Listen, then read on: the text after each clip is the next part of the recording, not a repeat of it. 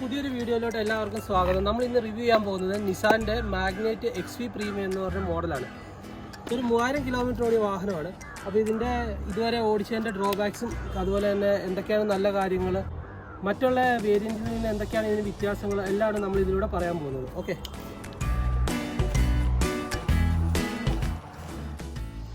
ഇതിൻ്റെ അകത്ത് നമുക്ക് XV പ്രീമിയത്തിന് മാത്രമാണ് ഈ പറയുന്ന പോലെ by projected LED head lamps വരുന്നത്. ബാക്കി എല്ലാത്തിനും നോർമൽ ആയിട്ടുള്ള ഹാലജൻ ഹെഡ് ലാംപ്സ് ആണ് വരുന്നത്. പിന്നെ ഫിസിക്കലി ഉള്ള മാറ്റങ്ങൾ എന്ന് പറഞ്ഞു കഴിഞ്ഞാൽ ഇതാണ് ഇതിൻ്റെ LED വരുന്നത്. പിന്നെ ഒരു ഫോഗ് ലാമ്പ്, അതും നമുക്ക് LED ലൈറ്റ്സ് തന്നെയാണ് വരുന്നത്. പിന്നെ ഫ്രണ്ടിൽ നിന്ന് വലിയ ലുക്കോ കാര്യങ്ങളോ ഒന്നും ബാക്കി മറ്റേ മോഡലുകളുമായിട്ടൊന്നും വ്യത്യാസമില്ല.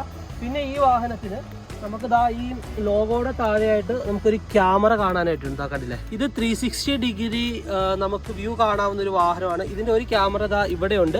അതുപോലെ തന്നെ അടുത്ത ക്യാമറ വരുന്നത് മിററിൻ്റെ താഴെയായിട്ടാണ്. ഇത് അടുത്ത ക്യാമറയാണ്. അപ്പോൾ ഈ മോഡലിന് മാത്രമേ ഉള്ളൂ ഈ 360 ഫീച്ചേഴ്സ് ഇവർ ചെയ്യുന്നത്. ഇതൊരു ക്യാമറ വരുന്നുണ്ട്. പിന്നെ ഒരു ക്യാമറ ബാക്കിൽ വരുന്നുണ്ട്. ബാക്കിൽ ഇവിടെ ആയിട്ട് അടുത്തൊരു ക്യാമറ. നമുക്ക് ഈ വണ്ടിയിൽ CVT ട്രാൻസ്മിഷൻ്റെ ഒരു ബാഡ്ജിങ് ബാക്കിൽ കാണാം. അതുപോലെ തന്നെ ടർബോ എഞ്ചിൻ്റെ ഒരു ബാഡ്ജിങ് നമുക്ക് ബാക്കിലായിട്ട് കാണാം. പിന്നെ മാഗ്നൈറ്റിൽ നിന്ന് അവർ മെൻഷൻ ചെയ്തിട്ടുണ്ട്. പിന്നെ നിസാൻ്റെ പുതിയൊരു ലോഗോയും നമുക്ക് കാണാം. പിന്നെ ബേസ് വേരിയൻ്റ് തൊട്ട് തന്നെ ഇതിന് വൈപ്പർ എല്ലാ വണ്ടിക്കും അവൈലബിൾ ആണ്. പിന്നെ നമ്മുടെ ആൻറ്റിന, അത്യാവശ്യം ഇത്തരം കാര്യങ്ങളാണ്. പിന്നെ എല്ലാ വണ്ടികളും ഒരേ മോഡലിൽ തന്നെയാണ് ഇരിക്കുന്നത്. വേറെ ഫിസിക്കലി നമുക്ക് XV പ്രീമിയം നമുക്ക് അതിൽ നിന്ന് തിരിച്ചറിയാൻ പറ്റത്തില്ല. അപ്പോൾ നമുക്ക് എന്തായാലും ഇനി അകത്തുള്ള ഇൻറ്റീരിയറിലുള്ള മാറ്റങ്ങളും അഡീഷണൽ ഫീച്ചേഴ്സ് എന്തൊക്കെയാണെന്ന് നമുക്ക് കാണാം. അപ്പോൾ നമുക്ക് ഡോറിന് നോക്കുവാണെങ്കിൽ ഇതൊരു ഡോർ ഹാൻഡിൽ വരുന്നുണ്ട്. പിന്നെ പവർ വിൻഡോയുടെ സ്വിച്ചസ്, പിന്നെ ഒരു ബോട്ടിൽ ഹോൾഡർ, പിന്നെ അതുപോലെ തന്നെ ഡോറ് ലോക്കും അൺലോക്കും ആവുന്ന ഒരു നോബ് നിപ്പുണ്ട്. പിന്നെ ഇതൊക്കെ ഒരു ജീൻസ് മെറ്റീരിയൽ പോലത്തെ ഫിനിഷിങ്ങിലാണ് ഇത് ചെയ്തേക്കുന്നത്. പിന്നെ നമുക്ക് ഇൻറ്റീരിയറിലോട്ട് വരുവാണെങ്കിൽ ഇതാണ് നമ്മുടെ ട്രാക്ഷൻ കൺട്രോൾ, ക്രൂസ് കൺട്രോളിൻ്റെ സ്വിച്ചസ്. പിന്നെ അതുപോലെ തന്നെ ഇവിടെയും ക്രൂസ് കൺട്രോൾ നമുക്ക് അഡ്ജസ്റ്റ് ചെയ്യാൻ വരുന്നുണ്ട്. പിന്നെ ഹെഡ്ലൈറ്റ്, അതുപോലെ തന്നെ വൈപ്പർ, പിന്നെ മ്യൂസിക്കിൻ്റെ സിസ്റ്റം. പിന്നെ സെൻറ്ററിലോട്ട് നോക്കുകയാണെങ്കിൽ നമുക്ക് ഫുള്ള് ഒരു ടച്ച് സ്ക്രീനാണ് വരുന്നത്. ഇതിൻ്റെ അകത്ത് ഞാൻ ആദ്യം പറഞ്ഞൊരു ഫീച്ചർ ഉണ്ടല്ലോ, 360 ക്യാമറ വരുന്നുണ്ടെന്ന്. അപ്പോൾ നമുക്ക് ആ ഇതിനകത്ത് 2 മോഡുകളാണ് വരുന്നത്. നമ്മൾ ഇതിൽ വരുമ്പോഴത്തേക്കും ടോപ്പിൽ നിന്നുള്ളൊരു വ്യൂ ആണ് കാണിക്കുന്നത്. ടോപ്പ് വ്യൂവും അതുപോലെ തന്നെ ഫ്രണ്ട് ക്യാമറയും. ഇതിൽ ഒന്നുകൂടെ നമ്മൾ പ്രസ് ചെയ്യുകയാണെങ്കിൽ സൈഡ് നമുക്ക് വീല് കാണിക്കും. അപ്പോൾ അത്യാവശ്യം നമുക്ക് ലെഫ്റ്റ് കോർണർ നമുക്ക് ഈ ലേഡീസിനും പാർക്കിങ്ങിൻ്റെ ടൈമിലൊക്കെ നമുക്കത് ഉപകാരപ്പെടും. അപ്പോൾ ഇതൊരു 15 കിലോമീറ്റർ സ്പീഡ് വാഹനം ആകുമ്പോഴത്തേക്കും ഈ ഫെസിലിറ്റി ഓട്ടോമാറ്റിക്കായിട്ട് നമുക്ക് ഓഫ് ആകും. അപ്പോൾ ഇതാണ് നമ്മുടെ നൈറ്റിലൊരു വ്യൂ വരുന്നത്. അത്യാവശ്യം റോഡ് ക്ലിയറൻസും കാര്യങ്ങളൊക്കെ നമുക്ക് കിട്ടുന്നുണ്ട്. ഡിമ്മിലാണെങ്കിലും ബ്രൈറ്റിലാണെങ്കിലും നമുക്ക് അത്യാവശ്യം റോഡ് കാണാൻ പറ്റുന്നുണ്ട്. ഇന്ന് മഴയും കൂടെ ഉണ്ട്. അപ്പോൾ അതാണ് നിങ്ങൾക്ക് വീഡിയോ എടുക്കാമെന്ന് വിചാരിച്ചത്. പിന്നെ വൈപ്പറിൻ്റെ കാര്യം പറയുകയാണെങ്കിൽ പഴയ മോഡൽ വൈപ്പറാണ്, ആ ഫ്ലെക്സിബിൾ ആയിട്ടുള്ള വൈപ്പറല്ല. അപ്പോൾ അതിൻ്റേതായ ചെറിയ പോരായ്മകളും ലൈൻസും ഒക്കെ നമുക്ക് വിൻഷീൽഡിൽ കാണാൻ പറ്റുന്നുണ്ട്. എന്നാലും ഓക്കെയാണ്. പിന്നെ നമ്മുടെ ഇൻസ്ട്രുമെന്റ് ക്ലസ്റ്റർ നോക്കിക്കഴിഞ്ഞാൽ ഒരു 3-4 ടൈപ്പിൽ വരുന്നുണ്ട്. ഇതൊരു മോഡല്. പിന്നെ വണ്ടിയുടെ ടയറിൻ്റെ പ്രഷറൊക്കെ അറിയുന്നൊരു ഡിസ്പ്ലേ വരുന്നുണ്ട്. പിന്നെ ഇത് നമ്മുടെ computer trip 1, trip 2 separate meter, പിന്നെ ഫ്യൂവൽ എഫിഷ്യൻസിയുടെ ഒരു മീറ്റർ കാണിക്കുന്നുണ്ട്. ഇപ്പോൾ നമ്മുടെ ആവറേജ് എന്ന് പറയുന്നത് 17.2 ആണ് കാണിക്കുന്നത്. എനിക്കൊരു 13-14 റണ്ണിങ്ങിൽ കാണിക്കുന്നത്. വണ്ടി നിർത്തിയേക്കുന്നതുകൊണ്ടാണ് അങ്ങനെ ഒരു മൈലേജ് കാണിക്കുന്നത്. പിന്നെ റൈറ്റ് സൈഡിലായിട്ട് നമ്മുടെ ഫ്യൂവലിൻ്റെ ഗേജും അതുപോലെ തന്നെ ഹീറ്റിൻ്റെ ഗേജ് ലെഫ്റ്റ് സൈഡിലായിട്ട്. ഇതാണ് ക്രൂസ് കൺട്രോളിൻ്റെ സിസ്റ്റം വരുന്നത്. പിന്നെ സെൻറ്ററിലോട്ട് നോക്കിക്കഴിഞ്ഞ് കഴിഞ്ഞാൽ ഒരു 8 ഇഞ്ച് ഇൻഫോർടൈൻമെൻറ്റ് സിസ്റ്റമാണ് വരുന്നത്.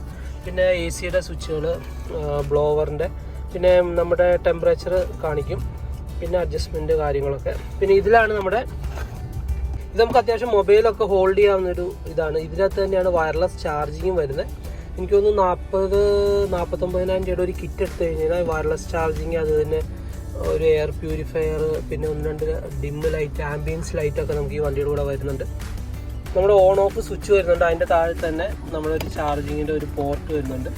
പിന്നെ അത്യാവശ്യം സാധനങ്ങളൊക്കെ നമുക്ക് ഇവിടെ ഹോൾഡ് ചെയ്ത് വെക്കാം. പിന്നെ നമ്മുടെ ഗിയർ നോബ്, ഇതിനകത്ത് പാർക്കിങ്, റിവേഴ്സ്, ന്യൂട്രൽ, ഡ്രൈവ്, പിന്നെ എന്ന് പറഞ്ഞൊരു മോഡ് വരുന്നുണ്ട്. കുറച്ച് അത്യാവശ്യം ഹിൽ സ്റ്റേഷൻ അസിസ്റ്റൻസ് ഒക്കെ ചെയ്തിട്ട് വണ്ടി കയറി പോകാനായിട്ട് ഒരു എന്ന് പറഞ്ഞ സ്വിച്ച് ഉണ്ട്. ഇതാണ് നമ്മുടെ ഒരു സ്പോർട്സ് മോഡ് വരുന്നത്. ഈ ബട്ടൺ ഒന്ന് പ്രസ് ചെയ്ത് കഴിഞ്ഞാൽ നമുക്കിവിടെ സ്പോർട്സ് ആക്ടിവേറ്റ് ആവും. അത് നമുക്ക് ഇതാ അവിടെ മീറ്ററിലും അത് ഇൻഡിക്കേഷനിൽ വരുന്നുണ്ട്. അപ്പോൾ അത്യാവശ്യം പവറൊക്കെ അതിന് കൂടുന്നുണ്ട്. ഈ വണ്ടി ഒരു 100 PS പവറും അതുപോലെ തന്നെ 160 Nm ടോർക്കുള്ളൊരു വാഹനമാണ്. അതുപോലെ തന്നെ CVT ഗിയർ ബോക്സ് ആണ് ഇതിന് വരുന്നത്.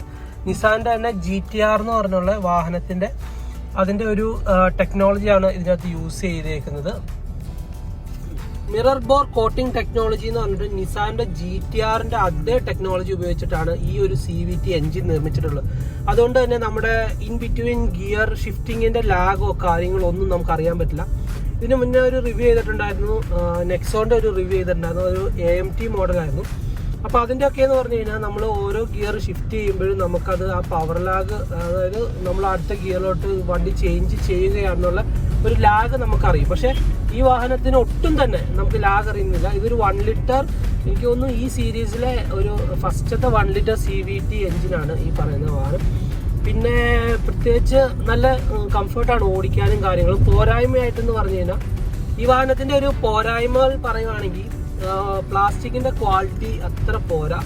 കുറേ റിവ്യൂസിൽ നമ്മൾ കണ്ടിട്ടുണ്ട് ഇതിൻ്റെ ഈ ഡാഷ്ബോർഡൊക്കെ തുറക്കുമ്പോഴത്തേക്കും അത്ര സുഖമില്ലാത്തൊരു ഡാഷ്ബോർഡ്. പക്ഷേ ഒരുപാട് ഹ്യൂജ് ഏരിയ നമുക്ക് ഡാഷ്ബോർഡിലുണ്ട്. പിന്നെ ഈ ടോപ്പിലോട്ട് നോക്കിക്കഴിഞ്ഞാൽ തന്നെ റൂഫിൻ്റെ ഈ ലൈറ്റുകൾ കാര്യങ്ങളൊക്കെ, ബാക്കിലെ ലൈറ്റ് ആണെങ്കിൽ ഇപ്പോൾ നമ്മൾ ഫസ്റ്റ് സർവീസിന് ചെന്ന സമയത്ത് നമ്മൾ റീപ്ലേസ് ചെയ്തു. എന്താണെന്ന് വെച്ച് കഴിഞ്ഞാൽ അത് ഇളകി എപ്പോഴും നിലത്ത് വീണുകൊണ്ടിരിക്കുകയായിരുന്നു. വേറെ കാര്യങ്ങളൊക്കെ വണ്ടി ഓക്കെയാണ്. ഈ വണ്ടി ഓൺ റോഡ് പ്രൈസ് വന്നിട്ട് നമുക്ക് 11.5 ലക്ഷം രൂപയുടെ അടുത്ത് നമുക്ക് ഓൺ റോഡ് ഇൻഷുറൻസും എല്ലാം കൂടെ കൂടി നമുക്ക് ആയിട്ടുണ്ട്. ഇപ്പോൾ എന്തോ പ്രൈസ് ഇൻക്രീസും ആയിട്ടുണ്ട്. ഇപ്പോൾ ഈ ഒരു 3000 കിലോമീറ്റർ അറൗണ്ട് ഓടിച്ചതിൽ നമുക്കൊരു 13-14 കിലോമീറ്റർ മൈലേജ് കിട്ടുന്നുണ്ട്. ഇതൊരു CVT മോഡലാണ്. മാനുവൽ ഞാൻ 2-3 പേരോട് അന്വേഷിച്ച് കഴിഞ്ഞപ്പോൾ 18-19 ഒക്കെ കിട്ടുന്നുണ്ടെന്ന് പറയുന്നുണ്ട്. അത്യാവശ്യം നല്ല വണ്ടിയാണ്. ഇപ്പോഴത്തെ ഒരു പ്രൈസ് റേഞ്ച് വെച്ചിട്ട് ഈ പറയുന്ന പോലെ നമ്മുടെ വെന്യൂ അല്ലെങ്കിൽ സോണറ്റ് ഒക്കെ ആയിട്ട് കമ്പയർ ചെയ്യുമ്പോൾ നല്ലൊരു പ്രൈസ് റേഞ്ച് കിട്ടുന്ന അത്യാവശ്യം ഫീച്ചേഴ്സ്, ഇത്രയും ഫീച്ചേഴ്സ് ഉള്ളൊരു വണ്ടി ഈ ഒരു പ്രൈസ് റേഞ്ചിൽ ഇതൊരു ബെസ്റ്റ് വണ്ടിയാണ്. വേറെ അങ്ങനെ കംപ്ലയിൻസോ കാര്യങ്ങളോ ഒന്നും പറയാനായിട്ടില്ല. ഈ പറഞ്ഞ പോലെ ചെറിയ പ്ലാസ്റ്റിക്കിൻ്റെ ക്വാളിറ്റിയിലുള്ളൊരു ചെറിയ ഇതല്ലാതുകൊണ്ട് കംപ്ലയിൻറ്റോ കാര്യങ്ങളൊന്നുമില്ല. വണ്ടി ഓടിക്കാൻ നല്ല സുഖമാണ്. മെയിനായിട്ട് പറയുകയാണെങ്കിൽ ബ്യൂട്ടിഫുള്ളാണ്, അങ്ങനെ പറയണം. ഇതിൻ്റെ ഗിയർ ഷിഫ്റ്റിംഗ് ആയാലും നമ്മൾ ഹാൻഡ്ലിങ്, കൺട്രോളിങ് എല്ലാം പക്കയാണ്. നിങ്ങൾക്ക് ഈ ഒരു വാഹനം ഇപ്പോൾ എനിക്ക് തോന്നുന്നു 3-4 മാസത്തെ വെയിറ്റിംഗ് ഒക്കെ വരുന്നുണ്ട്.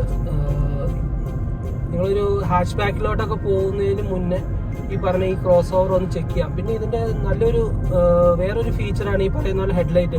രാത്രിയിലൊക്കെ നല്ല വെട്ടം കിട്ടുന്നുണ്ട്. പിന്നെ ഇൻഫോർടൈൻമെൻറ്റ് സിസ്റ്റത്തിൽ പറയുവാണെങ്കിൽ ഇതിനകത്ത് നമുക്ക് അപ്ഡേറ്റ് ചെയ്യാൻ പറ്റും. അപ്ഡേറ്റ് ചെയ്ത് തന്നെ നമ്മൾ പാക്ക് എടുത്തു കഴിഞ്ഞ് കഴിഞ്ഞാൽ ഈ പറയുന്ന പോലെ വയർലെസ് ചാർജിങ്, പിന്നെ ഇതിൻ്റെ അകത്തുള്ള കോക്പിറ്റിലൊക്കെ ഉള്ള ലൈറ്റ്, പിന്നെ അതുപോലെ തന്നെ മിററിൻ്റെ അടിയിലൊരു ആംബിയൻസ് ലൈറ്റ് വരുന്നുണ്ട്. പിന്നെ ഉള്ളതെന്ന് പറഞ്ഞു കഴിഞ്ഞാൽ ഒരു എയർ പ്യൂരിഫയറും പിന്നെ ഒരു സ്കിപ്പ് ലൈറ്റും ആ ഒരു പാക്കിൽ വരുന്നുണ്ട്.